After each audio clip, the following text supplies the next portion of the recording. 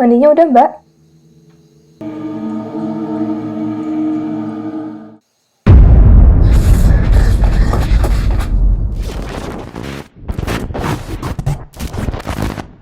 Hai, Assalamualaikum pecinta film dimanapun kalian berada, jumpa lagi bersama saya Hilman, Kumadara Mangsadayana. Oke, apakah kalian percaya dengan primbon? Nah, film horor tentang konflik keluarga ini akibat tidak percaya primbon. Dan yang serunya adalah, para pemain juga nggak ecek-ecek cuy. Ada senior semua nih. Nah, penasaran seperti apa ceritanya? Yuk, kita langsung saja ke ceritanya. Jadi film ini menceritakan seorang anak perempuan bernama Rana yang berencana pergi ke hutan untuk membuat video vlog kejutan ulang tahun untuk ibunya yang ditemani oleh seorang teman prianya bernama Janu. Dan di sini Rana mengaku sudah mendapatkan izin dari kedua orang tuanya. Ayo antarin ke hutan. Tapi kamu beneran udah izin ke bapak? Udah izin sama bapak, pergi sama Mas Janu. Namun tanpa diduga, Rana dikabarkan hilang, sampai para warga dan tim SAR akhirnya berbondong-bondong mencari keberadaan Rana, termasuk kedua orang tuanya Rana, yaitu Banyu, sang ayah, dan ibunya bernama Dini, beserta adiknya yaitu Tari. Mereka terus berusaha mencari keberadaan Rana, karena selama 7 hari Rana tak kunjung ditemukan, akhirnya pencarian pun terpaksa dihentikan, dan setiap malam, keluarga mereka akhirnya mengadakan tahlilan untuk mendoakan Rana. Bahkan, keluarga besar Rana, yaitu Bu Sri, Bu Ning, dan yang senior Bu Nur, mereka yang sangat percaya akan primbon itu langsung berdiskusi dan menetapkan hari kematian Rana. Dini yang tidak terima dengan obrolan para kakak iparnya itu pun geram dan membanting piring hingga berbunyi nyaring. Di sini, Dini merasa yakin jika Rana buah hatinya itu masih hidup hingga terjadilah perdebatan keluarga, dan ketika perdebatan keluarga itu semakin panas antara Dini dengan kakak iparnya itu yang memaksa untuk menentukan tanggal kematian Rana, tiba-tiba terdengar suara ketukan pintu dan saat dibuka, ternyata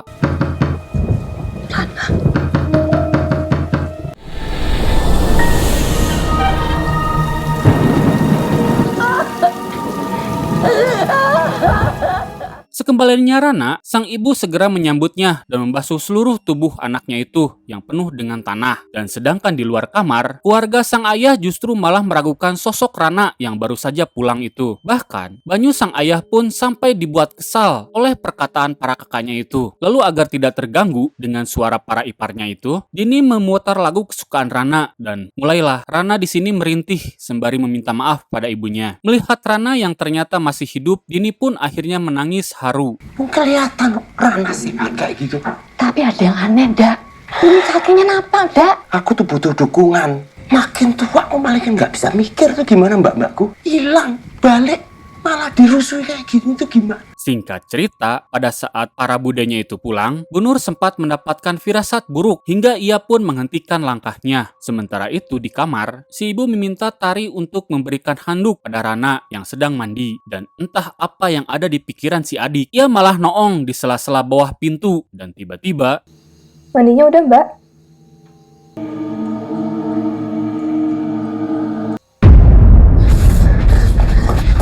Malah lucu, Mbak.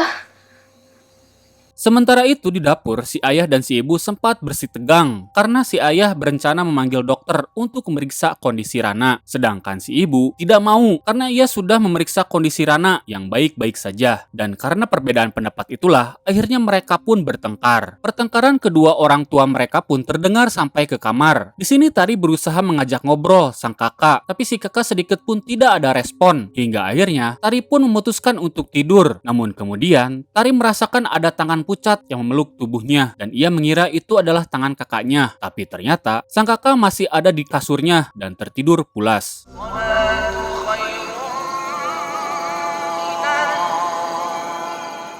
Singkat cerita, waktu subuh pun telah tiba. Pada saat Banyu akan berangkat berjualan di pasar, ia melihat anaknya yang sedang makan mie ternikmat. Namun saat si ayah ngajak ngobrol anaknya itu, Rana tiba-tiba saja hilang. Entah mungkin lagi cari minum atau ke WC gitu. Yang jelas, si ayah yang selalu berpikiran positif ini langsung tancap gas untuk mencari nafkah.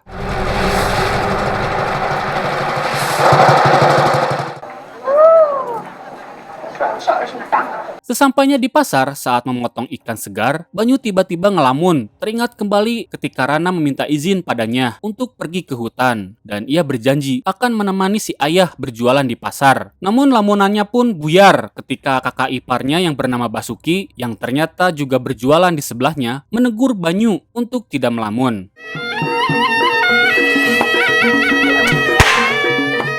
Singkat waktu, tampak Janu dengan wajah ketakutan pulang dengan tergesa-gesa. Tari yang melihat kehadiran Janu langsung mengejarnya dan memberitahu kalau kakaknya sudah pulang dan meminta Janu untuk menjenguknya. Mendengar hal itu, Janu pun kaget dan mengatakan itu tidaklah mungkin. Sementara itu di tempat lain, Dini yang akhirnya kembali happy pakai Salma mulai berbelanja lagi ke pasar. Di sini Dini tampak kembali happy sejak kepulangan Rana. Namun sayang, saat ia sedang belanja beras yang harganya semakin naik dan mencekik, Dini malah mendapatkan gosip yang tidak mengenakan dari para warga yang mengatakan bahwa Rana yang pulang itu adalah hantu dan mengait-ngaitkannya dengan primbon. Mendengar ocehan para warga itu membuat Dini jadi emosi jiwa. Untungnya Pak suami datang menghampiri istrinya dan membawa pergi.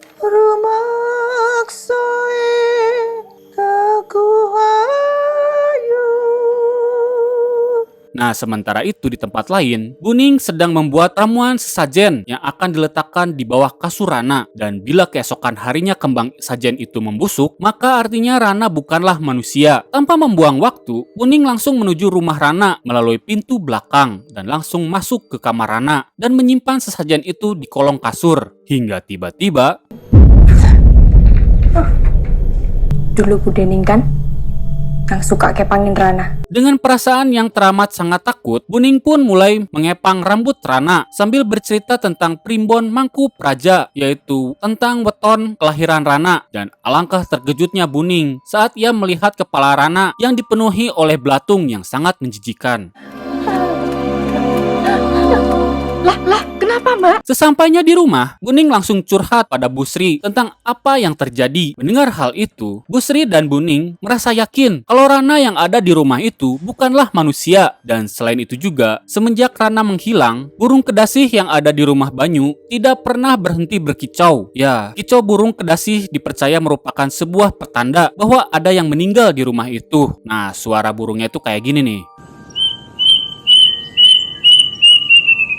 Sementara itu, Janu yang sedang berada di sebuah perpustakaan yang remang dan mulai sepi pengunjung, mulai diteror sesosok hantu wanita dengan diawali lampu yang tiba-tiba berkedip bak lampu disko.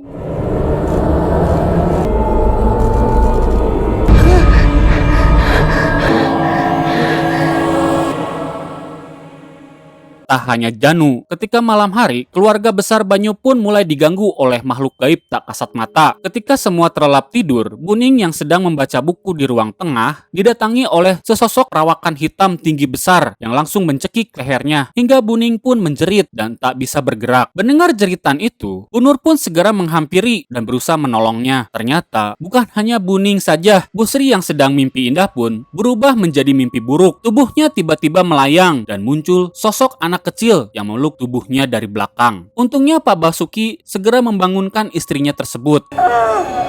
Roh jahat dari Rana. Keesokan harinya, Busri memberanikan diri mendatangi rumah Rana untuk mengecek sesajen yang diletakkan di kolong kasur. Namun saat Sri akan mengambil sesajen yang telah membusuk itu, tiba-tiba Banyu pulang dan memergoki Sri di sana. Tak berselang lama, Rana datang sembari membawa sesajen yang masih utuh dan segar pada Busri. Mbak, budemu tuh nggak jelas. Makan dulu. Pada saat perjalanan pulang tanpa sengaja, sesajen yang dibawa oleh Sri pun jatuh tersenggol oleh motor. Dan alangkah terkejutnya, sesajen itu seketika berubah menjadi busuk. Sementara itu, Rana yang sedang makan tiba-tiba saja mimisan. Si ayah yang melihat hal itu langsung panik dan memberikan Rana sapu tangannya. Dan saat Rana mengusap darah yang ada di hidung dan mulutnya yang ternyata berisikan mahkota bunga busuk. Tak berserang lama, Dokter Adi pun datang untuk memeriksa Rana. Dan anehnya, saat sang dokter memeriksa Rana dengan stetoskop, keanehan pun terjadi kembali, yang dimana sang dokter tak dapat mendengar suara detak jantung Rana, dan dokter pun mengira kalau stetoskopnya itu rusak. Namun saat Dokter Adi mengecek mulut Rana, tiba-tiba Gak apa-apa kan Pak? Saya bisa ke toilet Ya, monggo di belakang. Nah, dokter Adi yang sedang menenangkan diri di toilet tiba-tiba saja dikagetkan dengan kemunculan sosok Rana tepat di depan matanya. Namun saat ia kembali ke ruang tamu, ia melihat Rana yang masih duduk manis di kursi tamu bersama ibunya. Dan tanpa permisi, sang dokter pun langsung ngabret pergi dari rumah tersebut. Di waktu yang bersamaan, Bu Nur dan Bu Ning yang datang mengatakan pada Dini bahwa Rana sudah menjadi sumber penarik roh jahat di tempat tersebut yang bisa membawa malapetaka. Mendengar hal itu, tentu saja Dini tidaklah percaya dengan apa yang mereka katakan. Bahkan, Bu Ning memperjelas bahwa tadi malam ia dan Bu Sri pun sudah diganggu oleh para roh jahat tersebut. Aku sama Sri semalam sudah diganggu sama roh jahat itu. Bunga busuk ini buktinya. Kamu simpen apa di rumah saya, Mbak? Kalian akan menyesal. Sesampainya mereka di rumah, Bu Ning kembali berdebat dengan Pak Basuki hanya karena Basuki mengatakan kalau mereka terlalu percaya dengan primbon daripada manusia. Namun tanpa sengaja, Bu Ning malah kebablasan dan mengungkit kematian Bagas, anaknya Bu Sri dan Pak Basuki. Hal itu tentu membuat Bu Sri pun marah dan sakit hati pada Bu Ning. Aku nggak terima kalau dia bicara soal Bagas. Iya. Apapun yang terjadi pada kita, itu yang terbaik buat kita, Sri. Keesokan harinya, Rana ikut berjualan di pasar, namun kehadirannya membuat heboh para pedagang di sana. Bagaimana tidak, mereka melihat Rana ada banyak dan bahkan Rana sempat memakan kepala ikan yang terjatuh. Rana yuk. Sebelahnya juga ada ya? Rana toh? Iya. Gue beneran Prabu. Itu. Singkat waktu, pada siang harinya, Rana membantu sang ibu membuat ketupat yang sudah menjadi tradisi keluarga bila ada anggota keluarga yang sembuh dari sakit. Sementara itu di perpustakaan, Tari kembali menghampiri Janu untuk meminta penjelasan kenapa tidak mau menjenguk kakaknya. Dan lagi-lagi, Janu menegaskan bahwa itu bukanlah Rana. Lalu Janu pun berkata jujur jika ia sering diteror oleh sesosok wanita yang mirip Rana. Dan bahkan Janu pun akhirnya menjelaskan ketika hari naas itu adalah salahnya karena telah memaksa Rana untuk ikut naik ke atas, masuk ke dalam hutan. Dan Janu tidak tahu kalau itu adalah hari sialnya Rana. Dan Janu menjelaskan, orang yang hilang di hutan itu kemungkinan ketemunya hanyalah 10%, apalagi kalau sudah hilang selama 7 hari. Dan satu-satunya cara untuk menemukan Rana, ia harus diruat. Mendengar hal itu, Tari pun semakin sedih.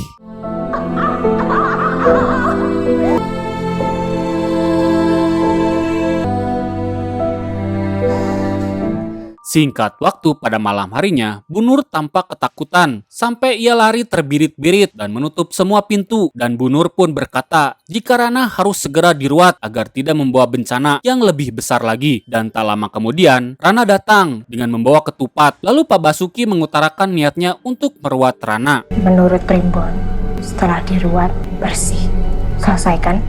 Kenapa sih kalian semua? Kita tidak boleh takut dengan Rana. Malam itu juga, Bu Nur dan adik-adiknya datang ke rumah Banyu untuk memaksa Dini agar Rana diruat. Namun Dini menolaknya hingga terjadi keributan keluarga. Bahkan, Bu Nur malah mengungkit pernikahan Dini dan Banyu yang menurutnya tidak usah terjadi karena beton mereka tidaklah cocok. Perdebatan keluarga ini semakin serius saat Dini menyindir Bu Ning tentang rasanya mengandung dan membesarkan anak. Ya, sampai saat ini Bu Ning masih betah menjomblo yang akhirnya ia pun tersinggung dan tersulut emosi dan hampir saja terjadi perkelahian antara emak-emak. Namun untungnya mereka cepat dipisahkan. Rana harus diruat. Besok kita ruatan. Keesokan harinya, acara ruatan pun segera dilaksanakan. Namun pagi itu, Tari dan Janu malah berniat pergi ke hutan untuk mencari jasad Rana. Dan mereka percaya kalau ada ruatan, maka jasadnya akan kembali. Meskipun sudah diperingatkan oleh Pak Basuki, mereka tetap berangkat. Sementara itu, Rana yang didampingi kedua orang tuanya diserahkan pada Ki Dalang untuk diruat. Tak lama kemudian, seluruh keluarga Rana pun menyiram tubuh Rana yang dibalut kain putih dengan kembang 7 rupa yang diiringi lantunan gending oleh sinden. Anak kita.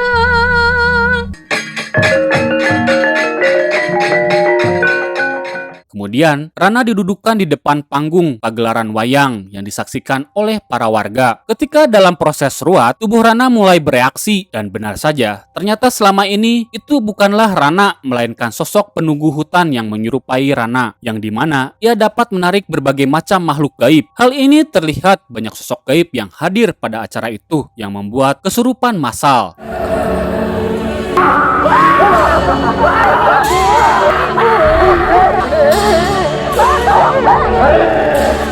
Nah, di tempat lain, Tari dan Banyu yang sudah berada di dalam hutan langsung menuju tempat terakhir Rana menghilang dan mereka berharap dapat menemukan jasad Rana. Dan secara tidak sengaja, Tari dan Janu malah terpisah. Namun saat itu, ketika Tari sedang sendiri, ia pun bertemu dengan Rana yang tampak memprihatinkan dan penuh luka. Tanpa membuang waktu, Tari dan Janu pun langsung membawa jasad Rana pulang ke rumah dan tangis kedua orang tua Rana pun pecah. Sedangkan sosok Rana yang sedang diruat pun hilang dari kursi ruatan.